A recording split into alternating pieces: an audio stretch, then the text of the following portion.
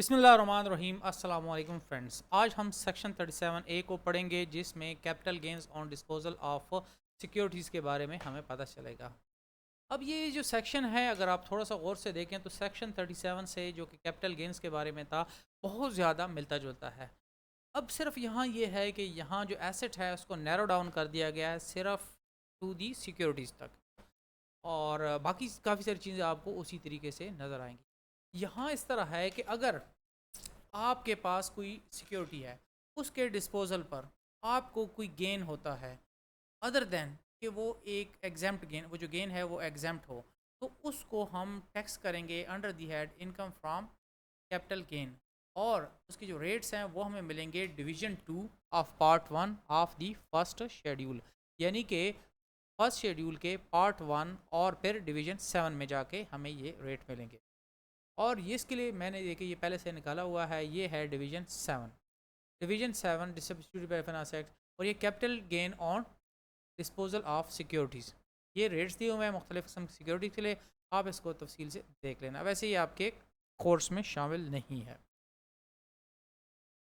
फिर यहाँ एक प्रोवाइजो है कि provided that section this section shall not apply to a banking company और एन इंश्योरेंस कंपनी। यहाँ ये हमें ये बताया जा रहा है कि अगर ये जो गेन हुआ है ऑन डिस्पोजल ऑफ सिक्योरिटीज़, ये एक बैंक को हुआ है या फिर इंश्योरेंस कंपनी को हुआ है, तो फिर ये सेक्शन उस पर अप्लाई नहीं होगा। वजह यह है कि वो अगर उनको इस तरह का कोई प्रॉफिट होता है या गेन होता है, तो ये उनके बिजनेस का पार्ट है, तो ये उनके लिए इनकम फ्रॉम बिजनेस ट्रीट हो। और यहाँ अब सब सेक्शन 1A में हमें बताया जा रहा है कि हम किस तरीके से गेन निकाल सकते हैं डिस्पोजल ऑफ सिक्योरिटी के ऊपर।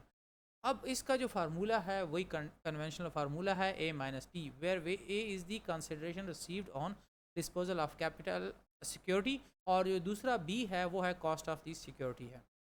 अब सब सेक्शन 2 ये हमें होल्डिंग पीरियड के बारे में बता रहा है कि एक सिक्योरिटी की होल्डिंग पीरियड को कैसे निकाल सकते हैं। देखिए, आप सादा सी बात है, अगर आप होल्डिंग पीरियड आपका कम होगा और उसके ऊपर गेन होता है, तो उसके ऊपर रेट ऑफ टैक्स ज़्यादा होना चाहिए बनस्बत कि आप एक लंबे अरसे के लिए एक सिक्योरिटी को आप होल्ड किया है। तो अब होल्डिंग पीरियड को निकालने का तरीका ये है कि इसमें डेट ऑफ एक्विजिशन से डेट ऑफ डिस्पोजल, जबकि डेट ऑफ एक्विजिशन का मतलब ये हुआ कि जिस दिन आपने उस सिक्योरिटी को अक्वायर किया या आपके नाम ट्रांसफ़र हुआ। और सब सेक्शन 3 यहाँ हमें ये बताया जा रहा है कि असल में सिक्योरिटी है क्या। हम बार बार सिक्योरिटी का जिक्र तो कर रहे हैं। सिक्योरिटी से मुराद ये है कि कोई भी पब्लिक कंपनी का जो शेयर होता है, या फिर PTCL का वोचर है, मुदारबा कंपनी का सर्टिफिकेट है, या इंस्ट्रूमेंट ऑफ रिडीमेबल कैपिटल है, ये एक किस्म का डेट सिक्योरिटी है। और इसके अलावा unit of exchange traded fund, exchange traded fund जो होते हैं असल में एक इन्वेस्टमेंट किस्म के फ़ंड होते हैं जो कि नॉर्मली स्टॉक एक्सचेंज के ऊपर ट्रेड होते हैं। और डेरिवेटिव प्रोडक्ट्स है, डेरिवेटिव प्रोडक्ट की आगे हम डेफिनेशन पढ़ेंगे। सब सेक्शन 3 ए में हम ये बता रहा है कि डेट सिक्योरिटीज़ में क्या क्या चीज़ें शामिल होंगी। अब क्लास ए का मतलब में है वो सिक्योरिटीज़ या डेट सिक्योरिटीज़ जो कि कारपोरेशन इशू करती हैं या कंपनीज इशू करती हैं। मिसाल के तौर पर corporate debt securities such as term finance certificates, सकूक सर्टिफिकेट्स, शरिया कंप्लाइंट बॉन्ड्स, रजिस्टर्ड बॉन्ड्स, और commercial papers, participation term certificates, and all kinds of the instrument issued by the Pakistani or foreign company और corporation registered in Pakistan. अब ये असल में companies होती हैं जो कि आपसे असल में एक किस्म का लोन इंस्ट्रूमेंट इशू करती है कि वो आपसे पैसे ले लेते हैं। अब उस पैसों की आपके पैसों को इस्तेमाल करने पे वो आपको किसी किस्म की रिम्यूनरेशन देते हैं। अब इसकी मुख्तलिफ शेप्स हो सकती हैं, मुख्तलिफ कंडीशंस हो सकती हैं, तो इसी वजह से डिफरेंट नाम दिए गए। अब बी बी असल में गवर्नमेंट डेट सिक्योरिटीज़ हैं कि गवर्नमेंट अगर आपसे पैसे ले लेती है as a loan, as a debt, तो वो आपको मुख्तलिफ़ किस्म के बिल्स इशू करती है या बॉन्ड्स इशू करती है, और उसके ऊपर इंटरेस्ट देती है या कोई और चीज़ आपको दे सकती है। तो जिस तरह के ट्रेजरी बिल्स हैं, उसके अलावा फेडरल इन्वेस्टमेंट बॉन्ड्स है, पाकिस्तान इन्वेस्टमेंट बॉन्ड्स है, फॉरेन करेंसी बॉन्ड्स है, गवर्नमेंट पेपर्स हैं, म्यूनसिपल लोकल गवर्नमेंट और प्रोविंशियल गवर्नमेंट के इशू करदा बॉन्ड्स हो सकते हैं। आपने इन बॉन्ड्स का मीडिया में काफ़ी नाम सुना होगा कि पाकिस्तान ने फ़लाँ किस्म के बॉन्ड्स इशू कर दिए हैं जो कि हाथों हाथ बिक गए। असल में ये क्या होते हैं, सीधे साधा डेट का एक इंस्ट्रूमेंट होता है कि गवर्नमेंट डेट ले लेती है और इसके नतीजे में वो किसी शक्ल में इंटरेस्ट या प्रॉफिट पे करती है। और यहाँ एक और है explanation for removal of doubt, it is clarified that derivative product include future commodity contracts entered into by the members of Pakistan Mercantile Exchange whether or not settled by physical delivery। असल में जो derivatives होते हैं इसमें future contracts होते हैं कि अब दो बंदे हैं मिस्टर ए और बी, इन्होंने आपस में कॉन्ट्रैक्ट कर लिया कि अब मिस्टर ए जो है बी को 6 महीने के बाद $1000 पे करे देगा और उसका जो रेट चार्ज करेगा वो 185 रुपये। अब इस तरह का कॉन्ट्रैक्ट होता है। अब पहले ज़माने में ये जो कॉन्ट्रैक्ट होता है ये बिज़नेस के फ्लक्चुएशन से बचने के लिए होता था, लेकिन आजकल जो होता है ये चेंज हो गया है एक किस्म के स्पेकुलेटिव बिजनेस में कि एक्चुअली कॉन्ट्रैक्ट में फिजिकल डिलीवरी ना तो डॉलर की होगी ना किसी कमोडिटी होगी, बस उससे एक जो प्रॉफिट अर्न होगा उसको यूटिलाइज़ किया जाएगा।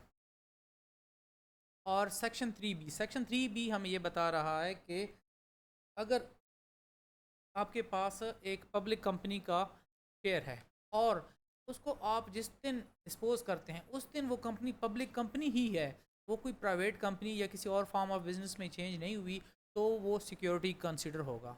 और यहाँ हम ये भी बता रहा है कि ये जो है ना ये 4 बड़ा इंपॉर्टेंट सब सेक्शन है कि gain under this section shall be treated as separate block of income, कि अगर आपको इस सेक्शन के तहत यानी कि सिक्योरिटीज़ के डिस्पोजल पे गेन होगा तो सेपरेट ब्लॉक ऑफ इनकम होगा। सेपरेट ब्लॉक ऑफ इनकम से मुराद ये है कि जितना गेन हुआ उसके ऊपर टैक्स लग जाएगा और टैक्स के बाद फिर वो आपकी टोटल इनकम में ऐड होगा, बाद में दोबारा इस पर कोई टैक्स नहीं लगेगा। और यहाँ में ये भी बताया जा रहा है कि अगर आपको लॉस होता है सिक्योरिटीज़ के डिस्पोजल पे, तो वो आप ये तो कर सकते हैं कि आपके पास 3 किस्म की सिक्योरिटीज़ हैं। सिक्योरिटी ए पे आपको लॉस हो गया तो उसको आप सेट ऑफ कर सकते हैं सिक्योरिटी बी के गेन के ऊपर या सिक्योरिटी सी के गेन के ऊपर। लेकिन अगर आपको लॉस आपका सेट ऑफ नहीं होता तो फिर आप इसको आगे कैरी फॉरवर्ड नहीं कर सकते। एक और प्रोवाइजो है कि 2019 के बाद ये रूल चेंज हो गया था कि 2019 साल या उसके बाद अगर आपको लॉस होता है और उस साल जो दूसरी सिक्योरिटीज़ हैं उनके डिस्पोजल पे आपको जो गेन हुआ है उसके साथ इसको सेट ऑफ करेंगे। अभी भी अगर वो पूरी तरह सेट ऑफ नहीं हुआ तो उसको आप कैरी फॉरवर्ड कर सकते हैं अगले साल के लिए, और इस तरीके से 3 साल तक इसको मैक्सिमम कैरी फॉरवर्ड कर सकते हैं। 3 साल के बाद अगर वो नहीं हुआ एडजस्ट तो फिर वो ख़त्म हो जाएगा। और इसके अलावा कैरी फॉरवर्ड के लिए रूल्स बनाए जाएंगे और वो रूल कहाँ मिलेंगे, वो आपको मिलेंगे income tax ordinance income tax rule 2002 में। अच्छा, ये सेक्शन जो था मैं थोड़ा सा आपको ज़रा जल्दी में बता गया, अभी टाइम मेरे पास अवेलेबल है तो मैं ज़रा उसको बता देता हूँ कि फ़र्ज़ करें आपके पास 3 सिक्योरिटीज़ हैं ए बी सी। अब ए को जब आपने डिस्पोज किया तो आपको 5000 रुपये का लॉस हो गया। अब सिक्योरिटी बी को आपने जब डिस्पोज ऑफ किया तो उस पर 2000 का प्रॉफिट हो गया या गेन हो गया, और सिक्योरिटी सी के ऊपर आपको 1000 का गेन हो गया। तो अब अगर आप देखें तो टोटल गेन आपको 3000 हुआ है और लॉस हुआ है वो 5000 हुआ है, तो अब आपको नेट लॉस हुआ है अगर आप देखते हैं। अब पुराना जो सिस्टम था सब सेक्शन 5 के तहत, अब आप इसको अगले साल कैरी फॉरवर्ड नहीं कर सकते थे, लेकिन जो प्रोवाइजो है कि 2019 या उसके बाद आप इसको कैरी फॉरवर्ड करेंगे, नेक्स्ट ईयर आपका 2000 लॉस होगा। मतलब अगर आपको फिर कहीं से गेन होगा तो उस गेन में से इसको माइनस कर लेंगे, फिर जो नेट गेन होगा उसके ऊपर आपने टैक्स देना है। आज के लिए इतना काफ़ी। फिर भी अगर आपको किसी चीज़ की समझ नहीं आती है तो आप मुझसे पूछ सकते हैं कमेंट्स में, और चैनल को सब्सक्राइब कीजिएगा और अपनी तैयारी करें। इंशाल्लाह मुलाकात होगी नेक्स्ट वीडियो।